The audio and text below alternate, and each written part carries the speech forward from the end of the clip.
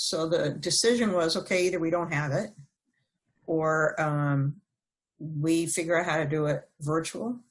We never really seriously considered not doing it. We knew we wanted it to look great. That was the one thing that both of us agreed on, is that if we're going to put a product out there, it's going to be really nice.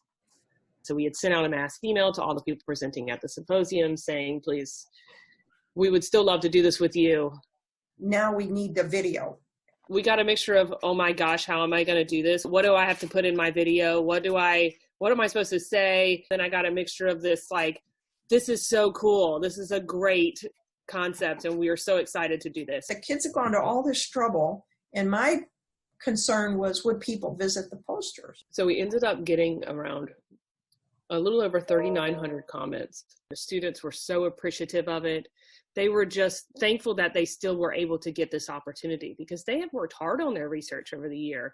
We wanted them to still have that opportunity. Nobody's been in this situation where, one, everybody's having to be forced home and in this state of kind of, I don't know, like a disconnect, right? Yeah. The students are already feeling disconnected. How can we bring them back in and let them feel connected again, even if it's just for a couple hours, and give them some sense of normalcy of being back on the UF campus, but not really. So we just really wanted to just, I don't know, provide a safe home for them for 2 hours and, give them some interaction. And by God, we kept them 6 feet apart.